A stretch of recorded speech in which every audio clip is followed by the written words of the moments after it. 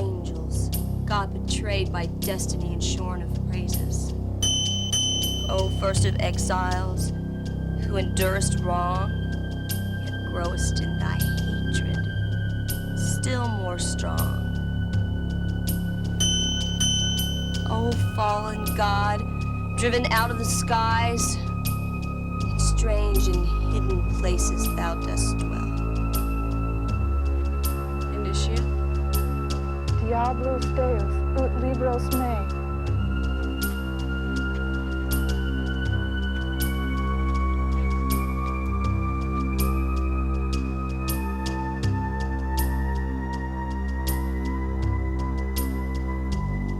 Asmodeus, prince of the power of the air, come forth and protect this circle from all perils approaching from the east. Leviathan, prince of the powers of water, come forth and protect this circle from all perils approaching from the south. Belial, prince of the powers of fire, come forth and protect this circle from all perils approaching from the west.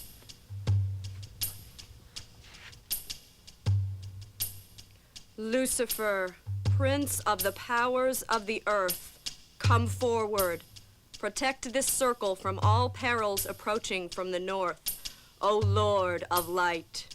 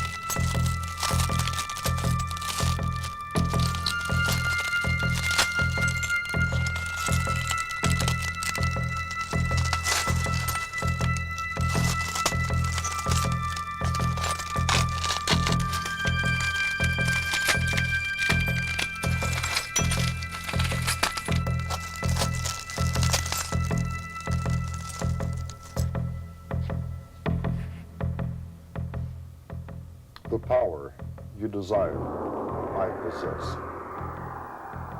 Is there anything that you would not do for me? No. Then take my hand.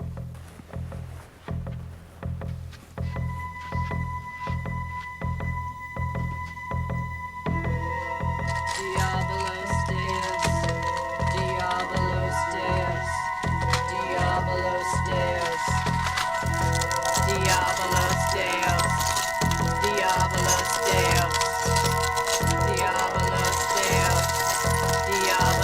Deus, Diabolos Deus,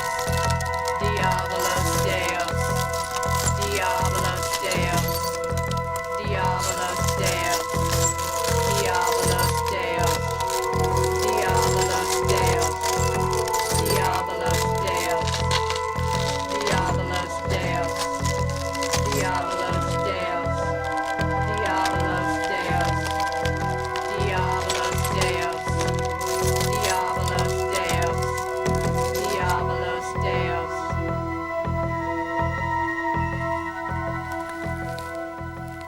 My name is John Anderson. During the early 70s, I was the high priest of a Los Angeles-based occult group, much like the one you have just seen. I worked as a professional psychic and instructed others in the development of their psychic power. Under the name Helias, I was personal advisor and confidant to many celebrities. During that time, I appeared on many radio and television programs performing much of the same phenomena we will be seeing and discussing today. At that time, these practices were referred to as the occult. Today, the term New Age has come to describe the same phenomena. Now, the words and terminology are different, but all that is really changed are the costumes.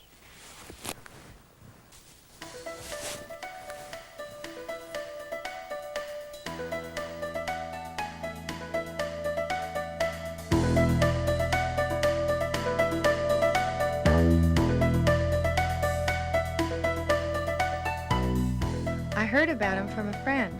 Did you know that he was a high priest of Wicca and studied in India? They say he knows the pathway to power. It's always rewarding to greet a new group of travelers on the pathway of enlightenment. It has been said the journey of 1,000 miles begins with the first step. I'm happy to see you take that step. Since time immemorial, there have been reports of mystics and great spiritual teachers who have shown evidence of being able to see and even read without the use of their eyes. The way my first teacher explained this feat to me is that each cell in the body contains a small part of every other cell. And through intense yoga training, the ocular properties of the cells of the fingertips could be developed. This means that a person with the power could actually see with his fingertips. A New Age variation of this is to summon or channel a spirit guide. This disembodied spirit could then read what was on the paper in front of the channeler and communicate the contents. Will two of you come forward to assist me in a demonstration of sightless vision?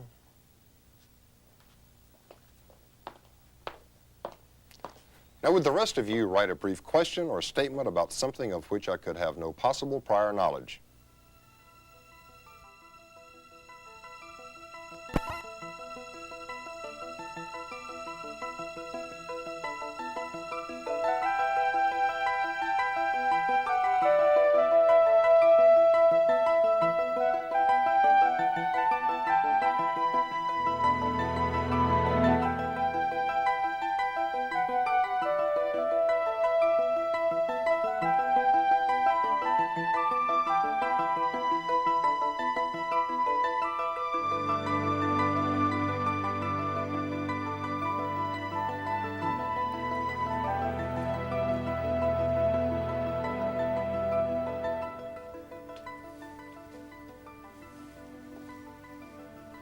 Faye, I'm really not sure if you will be changing jobs soon or not, but I hope you get what you want.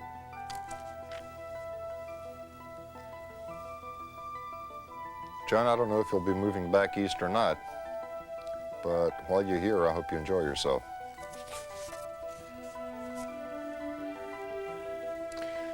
Phoenix, your name gives you your answer, because the phoenix bird rises out of the ashes anew.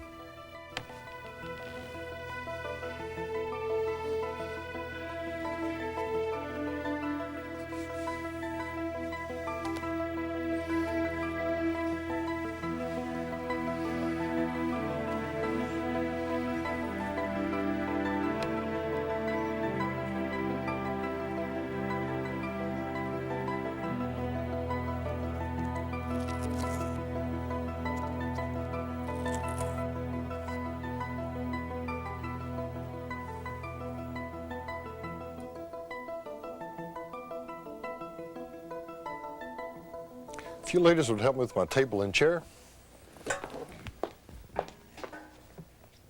Thank you. Now here we find some of the tools and objects associated with New Age studies: crystals, tarot cards, astrology charts, and various and sundry books. Also, a collection of spoons. Now, silverware isn't something that immediately comes to mind when we think of paranormal phenomena. But I'm sure many of you are familiar with the practice of psychokinesis, particularly the feats performed by Uri Geller, the Israeli psychic. Geller has given many demonstrations of his ability to affect inanimate objects through the powers of his mind. For instance, the bending of spoons. I will once again ask that two of you assist me.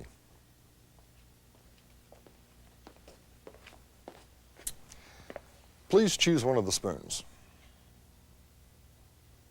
Okay.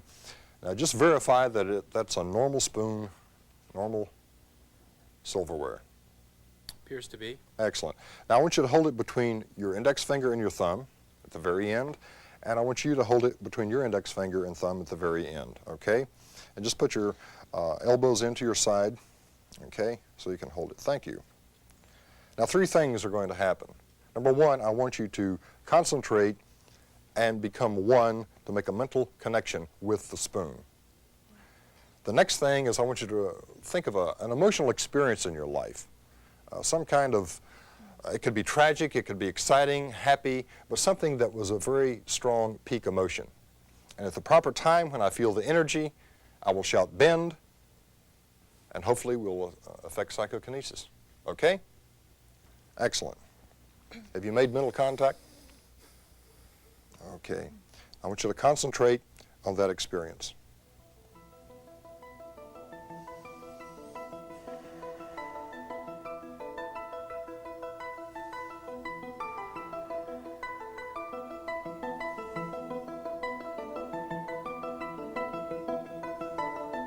Bend, bend, bend, bend, bend,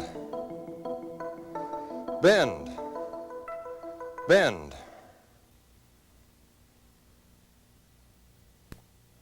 Oh. Excellent. You may keep them for souvenirs if you wish. If I could ask both of you to remain up here with me for a moment. Excellent. Many masters show an ability to direct this mental power inwardly to speed up, slow down, or even stop their heart. If I could ask you please to take my pulse. Okay, just take 2 fingers and place it over my pulse there. Excellent. Just lightly so you'll be able to pick it up. And if you would please be careful because there's a microphone. We've rigged it up so the people in the audience can hear it. Put those in your ears, and I'm going to place this on my heart. Okay, now I want you to take your left hand and place it over mine so that you're aware of the fact that I'm not pulling it away, okay? All right. Do you have a beat? Yes, Okay. I do. Do you have a beat? Yeah. Can you hear it? You're beating. Excellent.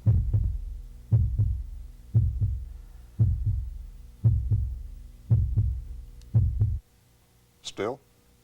It's gone. I don't hear anything. I don't hear anything. It's back. Where'd you go? You're back. Excellent. Excellent. Thank you both very much. You may return to your seats.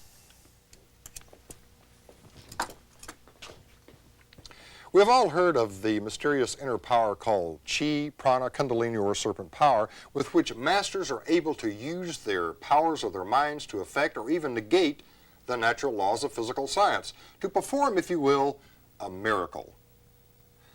I've enlisted our friend Charles' able assistance in this portion of our presentation for reasons which will soon become obvious. Charles?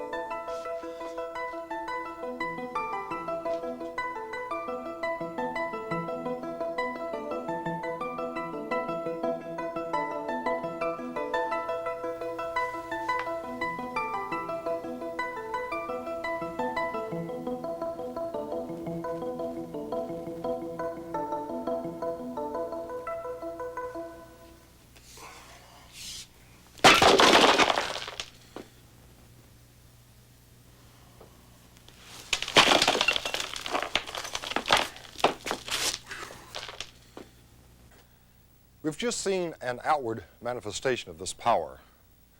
Now we're going to turn that power inward. Would you come up for a moment to help me?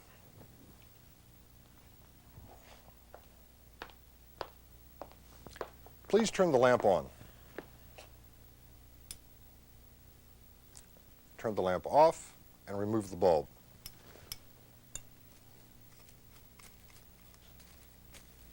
Now place it inside the plastic bag. Now break the bulb. Go ahead. Excellent. Now reach inside and choose a piece and hand it to me.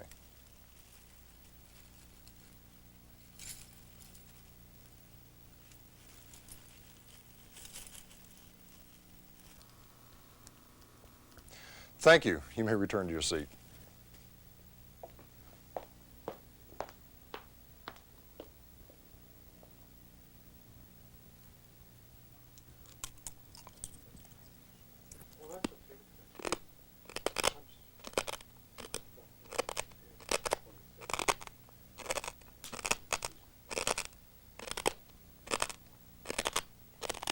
Now I want you to pass this among you to make sure and verify for yourself that it is a broken light bulb.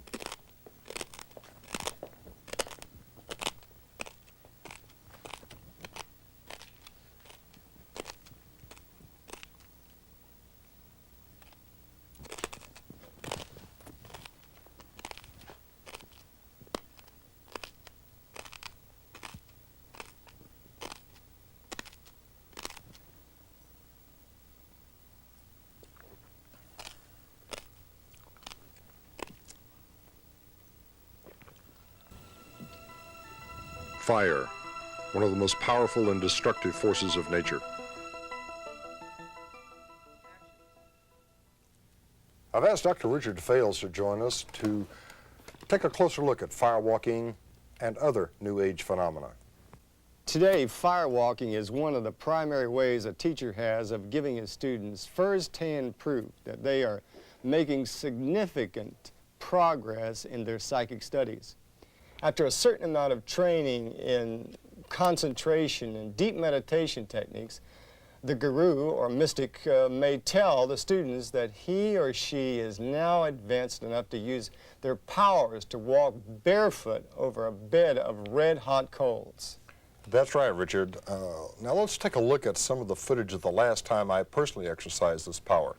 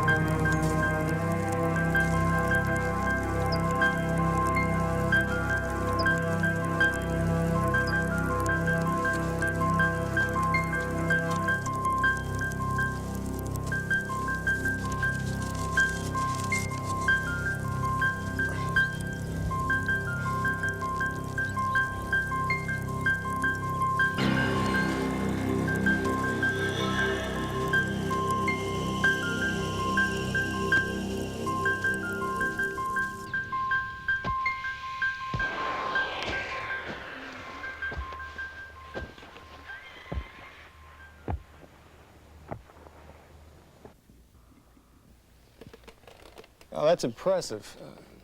As you said earlier, these people have come here today as travelers on the pathway to enlightenment. But come on, John, haven't you in fact just been leading them down the yellow brick road? Well, Richard, since you put it that way, Isn't it true that anyone can do these things you've just demonstrated? that's absolutely correct.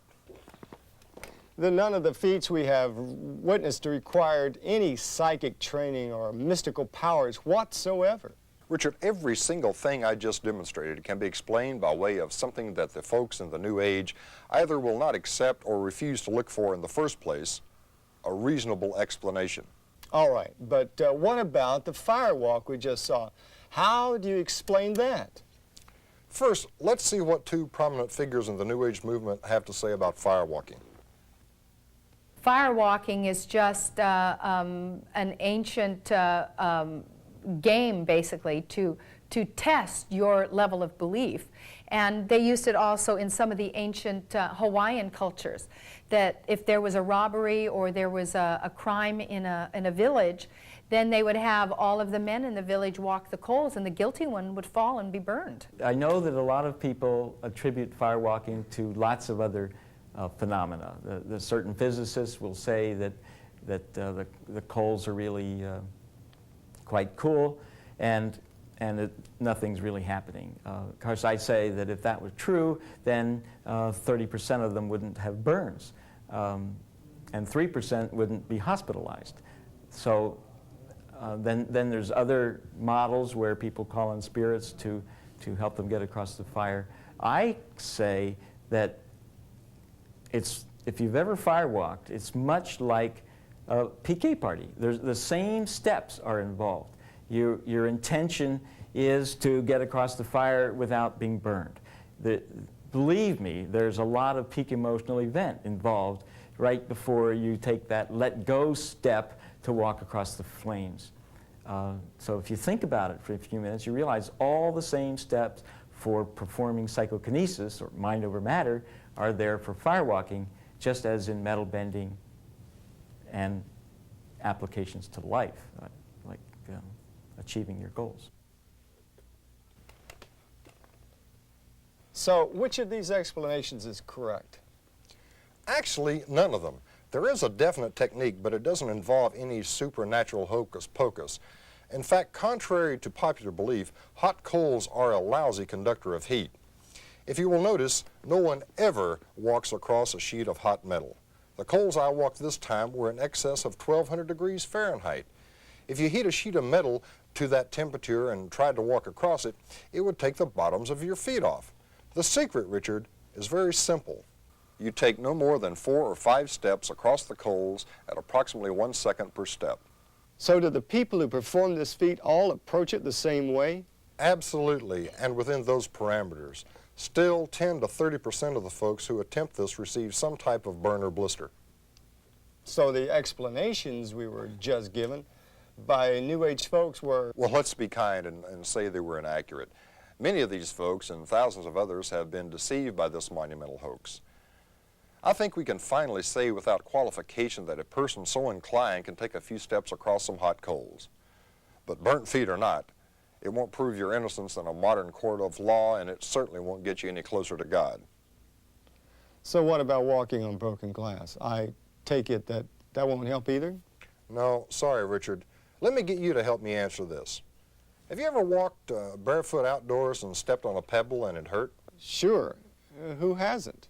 Yet you can easily walk barefoot down a gravel path. You see, Richard, if you step on a piece of glass, you've got a problem. However, by walking on a bed of glass, it's like the yogi lying on his bed of nails. It's simply weight distribution. If you'll notice, the boxes I use are a couple of inches deep and filled to the top. If you don't have a good thick layer of well-packed glass, you stand a chance of the glass shifting around and you simply get cut. It's happened to me on occasion. So once again, no magic. No magic. All right. How about your sightless vision? Well, you remember I gave you 2 possible explanations, but I'm sure you didn't buy either the disembodied spirit or the seeing fingertip story. The simple truth is I could read those papers because I could see them. How? The adhesive tape holding my eyelids shut, not being very adhesive despite its name, coupled with the perspiration on my eyelids under the tape, pads, bandage, and blindfold, allows me to open my eyes and simply look down my nose onto the table in front of me. As you can see here, I'm running my fingertips over the subject as if this is how I'm reading it. The movement of my hands also serves to misdirect your attention down to the paper, while I am simply looking down under the blindfold and reading the questions. Then before the bandages are removed, I close my eyes again so that I will register a natural reaction to the bright lights as I am freed of my blindfold. This also allows the pupils of my eyes time to adjust so they will dilate, honestly, if you'll pardon the expression, and blink, blink. Hey, look at that light. Look at that acting.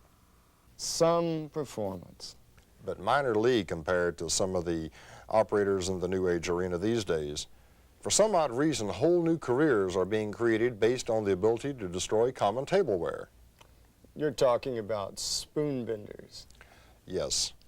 Let's take a look at some additional testimony from Jack Houck, also part of a rare interview we had recently with Uri Geller, the man who made psychokinesis a household word. The technique are the following 3 steps. I ask people to make a mental connection with what they're trying to affect. And that's really quite simple. We do that in our society all the time. By thinking of something, you can make a connection, a mental connection.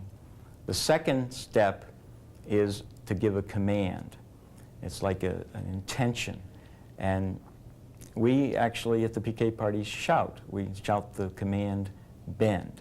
And so that we also do well in our society. The third step is something that we're really not trained to do real well, and that is letting go. You can think of it as a thought form. By releasing that thought, letting it go,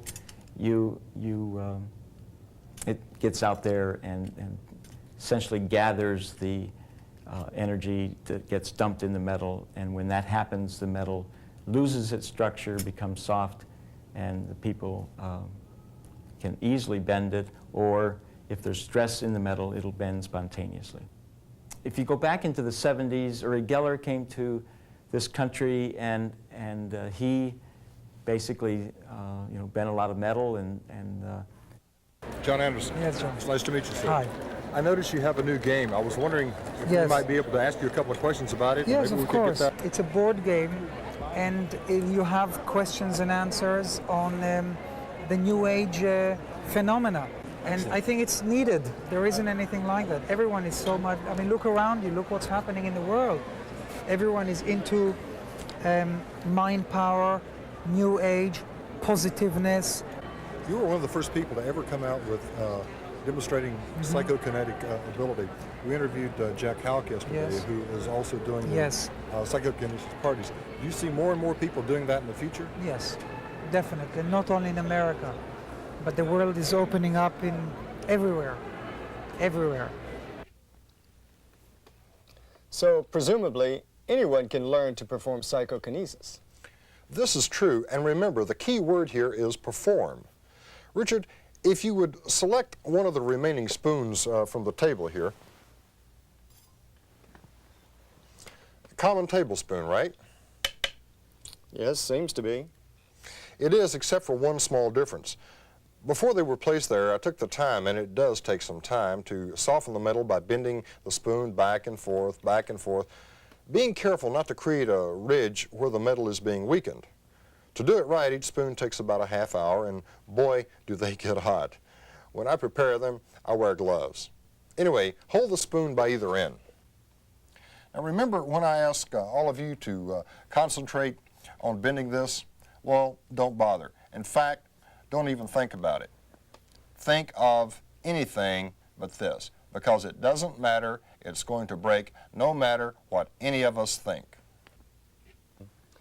And another myth explodes before your very eyes. John, you seem to have gone to a great deal of trouble researching your subject. Well, yes, I have, but it wasn't any trouble, really. I came to Los Angeles some 17 years ago a seeker. Like many others then and now, I was looking for some answers, the truth, if you will. During the course of my search, I met different people who seemed to have something I didn't, something almost mystical, an inner power, a power I desperately wanted. The first example of this power I ever witnessed was a man who told me he could consciously control his heart and pulse. Then he proceeded to prove it to me. Yes, as many Indian yogis claim. Richard, take my pulse. Okay. Let me know if anything happens. It's gone. How are you doing this?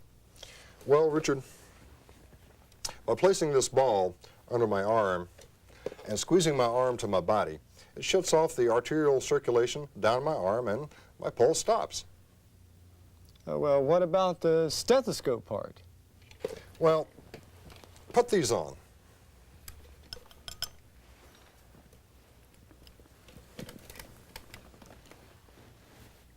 You got my heartbeat? Yes. Still? It's gone. When I asked the young woman to hold her hand over mine to be sure I didn't pull the stethoscope away from my chest, it left me free to squeeze the tube with my little finger and thumb. As a distraction, I had her busy verifying that I wasn't doing something I had no intentions of doing anyway. So when I squeezed the tube and cut off the sound, the heartbeat went away. Don't feel too bad. It fooled me once upon a time too. In fact, all this stuff did. One thing I was particularly impressed with in the beginning was watching a fella have a brick crust on his chest by a sledgehammer. This is a rather remarkable feat. How can the body withstand such a blow without injury? Actually, it can. Believe it or not, the cinder block between you and the hammer is the secret. As the block collapses, it absorbs the energy of the blow. That's it. No ancient secrets or mystical powers. Even as the hammer strikes, you feel little more than the weight of the block on your chest. Now, don't try this yourself. One slip with that big hammer, and you could easily wind up in the hospital. I can certainly see how that could happen. So some of the things you do are potentially dangerous. Oh, absolutely. I carefully prepare for each presentation, but even so, over the years, I have been injured. The point I'm making here is that none of this stuff, and I mean none of this, requires any paranormal powers, period. John, I can appreciate that. But these are shards of broken glass. Nobody can eat broken glass. How do you prepare to eat broken glass? Bananas. Bananas? That's right, bananas. Or a slice of bread. You see, before each demonstration I would eat a banana or a slice of bread to coat my stomach. Then I thoroughly chew the glass into very tiny granules which would pass smoothly through the digestive tract. I must caution, however, that no matter what the precautions, eating glass can be very dangerous. But the point is, once again, there is nothing supernatural involved here. No one needs any mystical power to do this. One subject I've been fascinated with for many years is psychic surgery. We first started hearing reports of this practice coming out of the Philippines, then South America, and soon other countries and cultures. Psychic surgery is claimed to be the ability to operate on people without the usual surgical procedures. No operating room, no anesthesia, no surgical instruments, not even a sterile environment. Most claim their ability as a gift from God, although a few psychic surgeons now purport to be channeling a deceased surgeon or spirit guide. But what type of a person goes to a psychic surgeon? Basically, people from all walks of life, from your average blue-collar family member to celebrities and Hollywood superstars. We recently talked with a woman who had gone to Manila and had psychic surgery performed. Well, when I was 18, I went to my physician and he told me that I had a lump in my left breast. Now, I wasn't very happy about this and I wasn't sure that I wanted to undergo a surgery, but I did. Now, years later, in the same breast, in the same place, another lump occurred. I had friends, though, this time that said, April, don't go to the doctor. Don't let them cut you again. We've just come back from Manila. We've experienced psychic surgery. It's a phenomena, and it works. Well, I decided to try it. You know, my curious nature got me, and being a teacher, I needed to know if something like this was true, so I went. I didn't have the money, but within 2 weeks it came, and everything worked out just fine. Now, I got there, and I was allowed to film the surgeries for 2 weeks. There were 2 sessions a day in the hotel, and each person agreed to allow me to film them, and it was phenomenal. Now, when it came time for my personal healing, they did in fact go into the left breast and remove a tumor, and in fact from the right side they also removed some growths that I didn't even know existed. That was pretty graphic. Yes, it was, Richard. Also, Richard, the April '89 issue of Body, Mind, and Spirit, it's a New Age magazine, has an interview with Shirley MacLaine telling how she had her knees operated on 15 times. And I quote here, Spirit, did the psychic surgeon actually work on you? MacLaine, yes, I had about 15 incisions. Spirit, did he break into your skin? MacLaine, yes, of course. If I can direct your attention to the demonstration area, I'll give you a first-hand look at psychic surgery.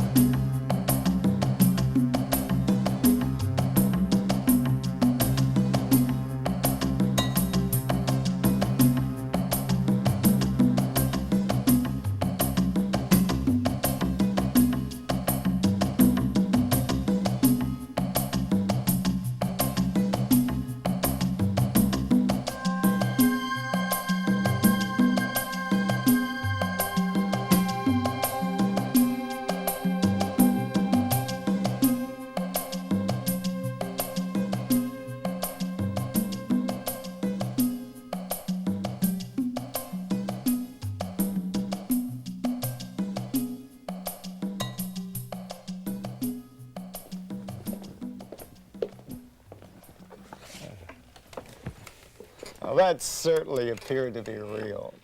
But how's it really done? Well, Richard, contrary to what many people in the New Age movement say that we are God, we're not.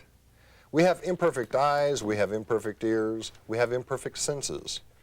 Therefore, the things we perceive to be true are not necessarily so. Richard, hold out your hand. Pull on my thumb. What you're holding here is one of the biggest secrets of psychic surgery, a magician's hollow thumb tip.